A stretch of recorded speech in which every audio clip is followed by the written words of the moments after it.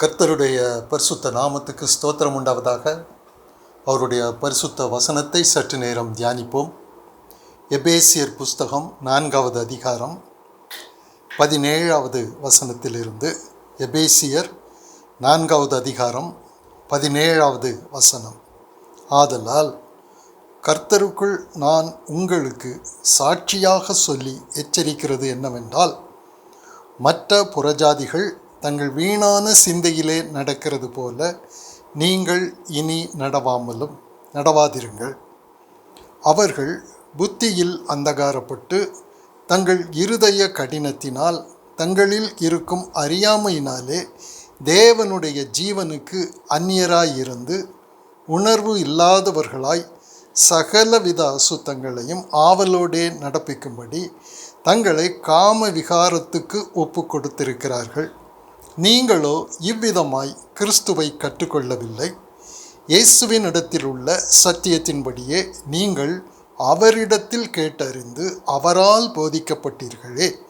அந்தபடி முந்தின நடக்கைக்குரிய மோசம் போக்கும் இச்சைகளாலே கெட்டு போகிற பழைய மனுஷனை நீங்கள் களைந்து போட்டு உங்கள் உள்ளத்திலே புதிதான ஆவி உள்ளவர்களாகி மெய்யான நீதியிலும் பரிசுத்தத்திலும் தேவனுடைய சாயலாக சிருஷ்டிக்கப்பட்ட புதிய மனுஷனை தரித்து கொள்ளுங்கள். ஒரே ஒரு காரியம் போதும் என்று ஆண்டவர் சொல்றார்.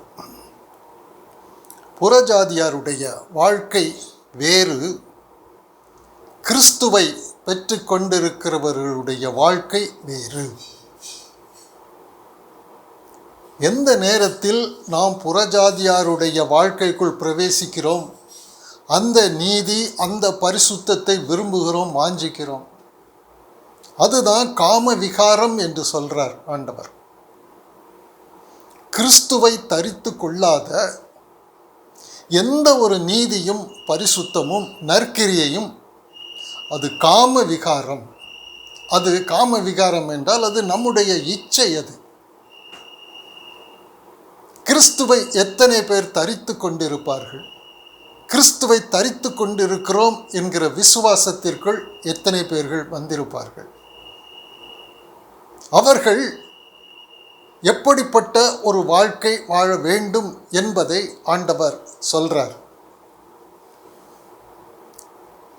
புறஜாதிகளுடைய பக்தி வேறு, அவர்களுடைய நம்பிக்கை விசுவாசம் வேறு. அவர்கள் புறம்பாக ஒரு பரிசுத்தத்தை காட்டுவார்கள். அவர்களுடைய இருதயத்தில் மனுஷ சுபாவம்தான் இருக்கும். இருதயத்தில் மனுஷ சுபாவம் இருக்கும் பொழுது மனுஷன் எப்படி சஞ்சலப்படுகிறானோ அந்த சஞ்சலம் அவன் இருதயத்திற்குள்ளே இருக்கும். பாருங்க, புறஜாதியாருடைய வேஷத்தின்படி கிறிஸ்துவை நம்புகிறவர்களும் இருக்கும் பொழுது அடையாளம் என்ன என்றால் இந்த ஒன்றுதான். சூழ்நிலைகள் மாறும் பொழுது புறஜாதியார் எப்படி சஞ்சலப்படுகிறார்களோ அதே போல தான் கிறிஸ்துவை நம்புகிறவர்களும் சஞ்சலப்படுவார்கள். இது உணர்வற்ற வாழ்க்கை. உலகத்தில் உள்ள தாளந்துகளை எடுத்துக்கொண்டு அதை தங்களுக்கு சாதகம் ஆக்கிக்கொண்டு உலகத்தில் இருந்து வருகிற பிரச்சனைகளை மேற்கொள்ள முடியும் என்பது புறஜாதியாருடைய காரியம். அது மனுஷ வாழ்க்கை தான். ஆனால் கிறிஸ்துவை பெற்றுக்கொண்டவர்கள் கிறிஸ்துவை தரித்து கொள்ளுங்கள் என்று ஆண்டவர் சொல்றார். உலகத்திலும் உலகத்தில் உள்ள எந்த ஒரு தாளந்துகள் மேலே நம்பிக்கை வைக்காதீங்க. நீங்கள் கிறிஸ்துவுடனே கூட சிலுவையில் அறையப்பட்டீர்கள், அதை நம்புங்க. கிறிஸ்துவோடு கூட நீங்கள் உயிர்த்தெழுந்தீர்கள். இப்பொழுது நீங்கள் இல்லை, கிறிஸ்துவே உங்களில் பிழைத்திருக்கிறார். கிறிஸ்து நமக்குள் வந்துவிட்டார், நாம் இல்லை என்று விசுவாசிக்கும் பொழுது கிறிஸ்துவுக்குள் தெய்வத்துவம் முழுவதும் இருக்குது. உலக தாளந்துகளை கொண்டு மேற்கொள்ள முடியாத உபத்திரவங்கள் அத்தனையும் கிறிஸ்துவை தரித்து கொண்டு இருக்கிறோம் என்கிற ஒரே விசுவாசத்தினால், ஒரே கல்லினால் அத்தனை மாங்காய் அடிக்கிறது போல இந்த ஒரே விசுவாசத்தினால் நம்முடைய வாழ்க்கையில் தேவன் அனுமதிக்கிற எல்லா சம்பவங்களையும் சூழ்நிலைகளை நாம் ஜெயத்தோடு கடந்து போக முடியும் என்று ஆண்டவர் சொல்றார். வேறொரு பக்திக்கு நீங்க போகாதீங்க. இந்த உலகத்தில் உள்ள ஜனங்கள் நம் மேல ஒரு தாக்கத்தை கொடுப்பாங்க. கிறிஸ்துவை விசுவாசித்தும் உலகத்தான் போல வாழ்கிற நம்முடைய உறவின் முறையார்கள், சொந்தக்காரங்க எல்லாருமே புறஜாதியாருடைய வாழ்க்கையில் இருப்பாங்க. அந்த வாழ்க்கை வாழ்கிறதுல என்ன என்றால், நீங்கள் உங்களுக்கு தேவன் கொடுக்கிற அந்த சூழ்நிலைகளை நீங்கள் ஜெயிக்க முடியாது. எவ்வளவு ஐஸ்வர்யம் இருந்தாலும், எவ்வளவு சரீர சுகம் இருந்தாலும், சூழ்நிலைகள் நம்மை காவு வாங்கவே வாங்கும். நாம் ஒரு நிம்மதியான ஒரு வாழ்க்கையில் இருக்க முடியாது. சொல்வாங்க, இந்த காரியம் கிடைச்சா எனக்கு சந்தோஷமாக இருக்கும், இந்த சம்பவம் இந்த காரியம் நீக்கப்பட்டால் எங்களுக்கு சந்தோஷமாக இருக்கும். அநேக காரியங்களை சொல்வாங்க, அது நமக்கு தெரியும். ஆனால் அது சம்பவித்த பின்பு சந்தோஷம் வந்துட்டுதா? வராது. நமக்கு வரக்கூடிய சந்தோஷம் என்பது ஆவியின் கனி. அது நம்முடைய விசுவாசத்தினால் வருகிற பலன். அது இம்மைக்குரிய தாளந்துகளை எடுத்து உபயோகிக்கிறது இல்லை. அது இம்மைக்குரிய தாளந்துகளை எடுத்து உபயோகிக்கிறவன் ஒரு காலகட்டத்தில் அப்படியே அவன் பேதலித்து போவான். ஞானி பைத்தியமாவானே. மனுஷனுடைய பெரிய ஞானத்தை கொண்டு கூட அவன் உலகத்தில் நிம்மதியாக இருக்க முடியாது என்று ஆண்டவர் சொல்கிறார். புறஜாதியாருடைய வாழ்க்கை வேறு, உங்களுடைய வாழ்க்கை வேறு. கிறிஸ்துவை நம்புகிறவங்க கிறிஸ்து மேலே நம்பிக்கை வச்சுட்டு கர்த்தாவே கர்த்தாவே என்று சொல்லுகிற வாழ்க்கை வாழாதீங்க. நான் கிறிஸ்துவை தரித்து கொண்டு இருக்கிறேன் என்று நம்முடைய வாழ்க்கையில் வருகிற எல்லா சம்பவங்கள், சூழ்நிலைகள் வரும் பொழுது எதிர்த்து நில்லுங்க. பெருமழை பெய்தது என்று பார்க்கிறோம், பெருங்காற்று அடித்தது என்று பார்க்கிறோம், அந்த வீட்டின் மேல் மோதியது. இதெல்லாம் இருக்கும் நம்முடைய வாழ்க்கையில். பெருங்காற்று அடிக்காதா? பெருவெள்ளம் வாராதா? அது நம்மேல் மோதாதா? மோதத்தான் செய்யும். ஆண்டவர் என்ன சொல்றார்? நீ கற்பாறையின் மேல் கட்டப்பட்ட வீடு என்றால், நீ சிலுவையில் மரித்து உன்னில் இப்பொழுது கிறிஸ்து இருக்கிறார் என்று விசுவாசிக்கிறவனானால், அதாவது கிறிஸ்துவை நான் தரித்து கொண்டு இருக்கிறேன் என்று விசுவாசிக்கிறவனானால், இவைகளெல்லாம் உண்மையில முட்டும் மோதும் அத்தனையும் தோற்று போகும். நீங்கள் எதுக்கும் கவலைப்படாதீங்க, எதை குறித்தும் நீங்கள் டென்ஷன் ஆகாதீங்க, எதை குறித்தும் நீங்கள் பயப்படாதீங்க. ஏன் அப்படின்னா, எந்த சம்பவங்கள் நடந்தாலும், அது எவ்வளவு கொடிய காரியங்களாக இருந்தாலும், நான் இல்லை, எனக்குள்ளே கிறிஸ்து இருக்கிறான், நான் கிறிஸ்துவை தரித்து கொண்டு இருக்கிறேன். இதுதான் கிறிஸ்தவ வாழ்க்கை. கர்த்தாவே கர்த்தாவே என்று ஜெபம் பண்ணுகிற வாழ்க்கை இல்லை. மத ரீதியான வாழ்க்கையும் இல்லை. எந்த ஒரு பிரசங்கமோ போதனைகளோ சபைகளை நடத்துகிறதோ அதற்கு தேவன், அது நம்மை தேவனுக்கு முன்பாக நீதிமானாக மாற்றாது. அது தேவ சித்தத்தை செய்கிற காரியம் அல்ல. அது நம்மேல் விழுந்த கடமை. அதில் நான் தேவனிடத்திலிருந்து ஒரு நீதியை நான் எதிர்பார்க்க முடியாது. இவர் நல்ல பிரசங்கம் பண்ணுறாரு, இவர் நல்ல சபையை நடத்துகிறாரு, இவர் நிறைய பேருக்கு போதிக்கிறாரு, இவர் அற்புதங்களை செய்கிறார், இவர் அடையாளங்களை செய்கிறார், எல்லாவற்றுக்கும் ஆண்டவர் என்ன மார்க்கு போடுறாரு? அக்கிரம செய்கைன்னு போடுறாரு. ஏன் அது அக்கிரம செய்கையாக மாறுது? அது அக்கிரம செய்கை இல்லாமல் இருந்தாலும் அது எப்போ அது அக்கிரம செய்கையாக மாறும் என்றால், நான் கிறிஸ்துவை தரித்து கொள்ளாமல், பெரு வெள்ளத்தை எதிர்த்து நின்று ஜெயம் கொள்ளாமல், ஒரு மனுஷனை போல சஞ்சலப்படுகிற வாழ்க்கையில் இருந்து கொண்டு இவைகளை எல்லாம் நான் செய்வேனானால், அது கர்த்தருடைய பார்வையில் அதற்கு ஆண்டவர் சொல்லுகிற ஒரே வார்த்தை, இது அக்கிரம செய்கை, இது தேவ சித்தம் கிடையாது. தேவ சித்தத்தை பரலோகத்தில் இருக்கிற என் பிதாவின் சித்தத்தை செய்கிறவனே பரலோகத்தில் பிரவேசிப்பானே அல்லாமல், என்னை நோக்கி கர்த்தாவே கர்த்தாவே என்று சொல்லுகிறவன். அப்போ அவரை நோக்கி கர்த்தாவே கர்த்தாவே என்று சொல்லுகிறவர்களுக்கு ஆண்டவர் பாருங்க, கிறிஸ்துவை நான் தரித்து கொள்ளாமல் ஜெயங்கொள்ளுகிற ஒரு வாழ்க்கை நான் வாழாமல் சஞ்சலப்பட்டு கொண்டு கர்த்தாவே கர்த்தாவே என்று சொல்லுகிறது. நான் எவ்வளவு நற்கிரைகளை செய்தாலும், தான தர்மம் கொடுத்தாலும், எவ்வளவு பிரசங்கம் பண்ணினாலும், போதித்தாலும், எவ்வளவு கூட்டங்களை நடத்தினாலும், ஆண்டவர் கொடுக்கிற மார்க் அதுக்கு ஒன்றுமே கிடையாது. அக்கிரம செய்கை. அப்போ தேவ சித்தம் என்பது நாம் பலன் அடையணும். நான் குருடனாக இருந்துக்கிட்டு அடுத்தவனுக்கு நான் எப்படி வழிகாட்ட முடியும்? உபத்திரவத்தை என்னால் ஜெயிக்க முடியவில்லை என்றால், இச்சையை என்னால் ஜெயிக்க முடியவில்லை என்றால், எனக்கு முன்பாக வருகிற அத்தனை கேடான காரியங்களையும் கிறிஸ்துவை தரித்து கொண்டு எனக்கு இருக்கிற ஒரே ஒரு விசுவாசத்தில் நான் கடந்து போகிறவனாக இருந்தால் நான் கண் பார்வை உடையவன். நான் அடுத்தவனுக்கு வழிகாட்ட முடியும். அல்லது நான் குருடனுக்கு வழிகாட்டுகிற, இதைத்தான் ஆண்டவர் சொல்ல, பரிசேயரோட உபதேசத்தை நீங்கள் விட்டுருங்க, அவங்க விட்டுருங்க, அவங்க குருடருக்கு வழிகாட்டுகிற குருடர். இப்படி நிறைய பேர் இருப்பாங்க. இதான் புறஜாதியாருடைய மார்க்கம்.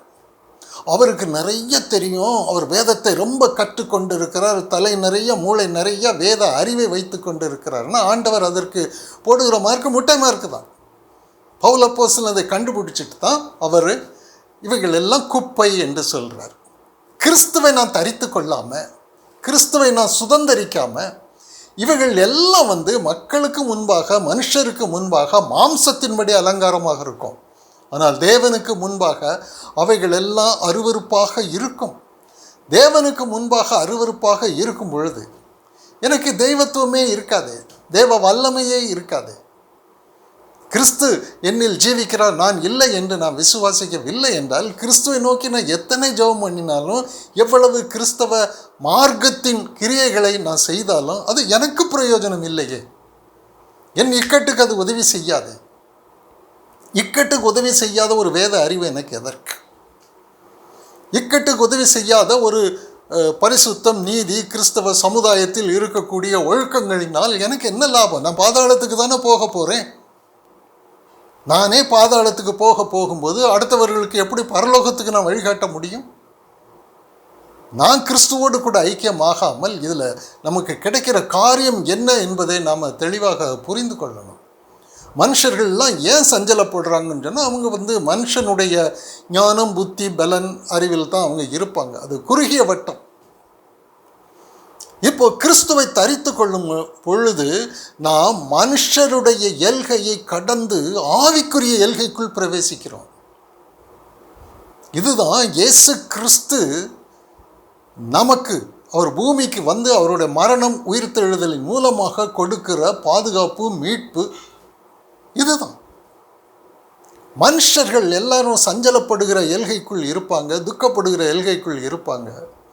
நாம் அந்த வட்டத்தை கடந்து ஆவிக்குரிய வட்டத்திற்குள் போகிறோம். அதுக்கு முடிவே கிடையாது. இந்த ஒன்று தான் வேண்டும் என்று ஆண்டவர் சொல்கிறார். தேவையானது இது ஒன்று தான் சொல்கிறார். தன்னை விட்டு ஈடுபடாத நல்ல பங்கு, கிறிஸ்துவோடு உள்ள ஐக்கியம். கிறிஸ்துவோடு உள்ள ஐக்கியம் என்கிறதுல அநேக வஞ்சகங்கள் இருக்கும்.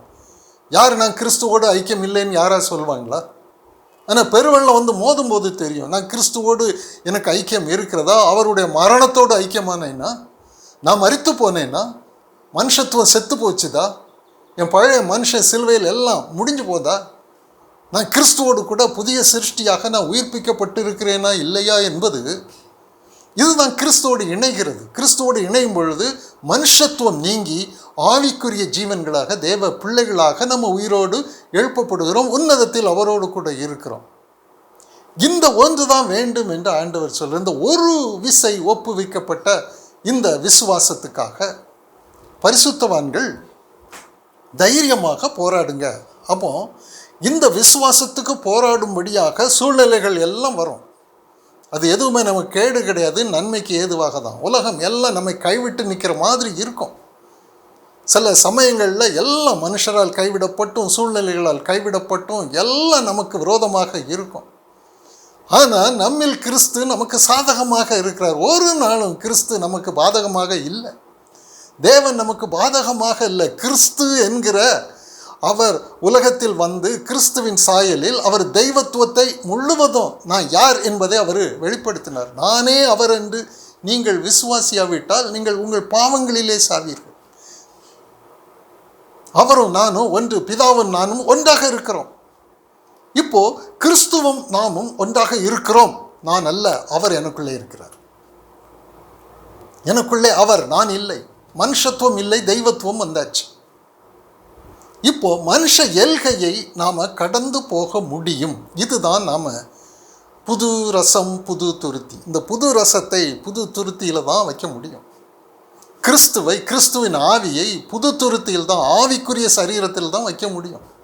பௌதிக சரீரத்துக்குள்ளே கிறிஸ்து எனக்குள்ளே இருக்கிறாருன்னு சொல்லி நம்புறது, அது இக்கட்டு நேரத்தில் நமக்கு தோல்வி தான் இருக்கும்.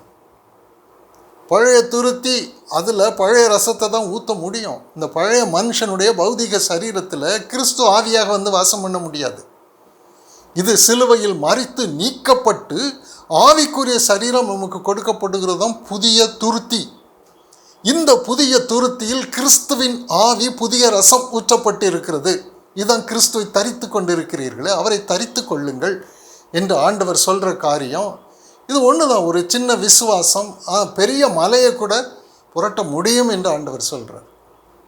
நீங்கள் புறஜாதியாருடைய மார்க்கத்தில் சும்மா ஒரு ஒரு பக்தி, ஒரு பாரம்பரிய பக்தி என்கிற ஒரு எல்கைக்குள் நிற்காதீங்க. அது மனுஷனுடைய பக்தி. இப்போ நம்மை ஆண்டவர் வந்து ஆவிக்குரிய ஜீவனாக மாற்றினதற்கு அப்புறம் நம்முடைய பழைய மனுஷனால் செய்ய முடியாதது, மாம்சத்தினால் செய்ய முடியாதவை, எவ்வளவு வல்லமை உள்ளவர்களாக இருந்தாலும் யுத்தத்தில் தோற்று போகிறது உறுதி. ஆனால் பழைய மனுஷன் நீக்கப்பட்டு புது சிருஷ்டியாக நாம் உருவாக்கப்பட்ட பொழுது, நமக்குள் கிறிஸ்து இருக்கிறார் என்று விசுவாசிக்கும் பொழுது, சூழ்நிலைகள் வந்து நமக்கு சாதகமாக இருக்கும் அப்படிங்கிறது கிடையாது. நாம் ரட்சிக்கப்பட்டு விட்டோம் என்றால் சூழ்நிலைகள் எல்லாம் நமக்கு சாதகமாக இருக்கும் என்று நினைக்கவே கூடாது. அது சுவிசேஷமே கிடையாது. சுவிசேஷம் என்பது எனக்கு ஒரு மார்க்கத்தை ஆண்டவர் கொடுத்திருக்கிறார். அந்த மார்க்கம் புதியதும் ஜீவனுமாகிய மார்க்கம். அது ஒரு மனுஷன் கடந்து போகிற மார்க்கம் அல்ல. ஒட்டகம் ஊசியின் துவாரத்திற்குள் போகிற மார்க்கம் அல்ல. அது ஒட்டகம் ஊசியின் துவாரத்தின் வழியாக போக முடியுமா? முடியும். அது சிற்றெரும்பை போல அது சிறிதாக மாறணும், மறுரூபம் அடையணும்.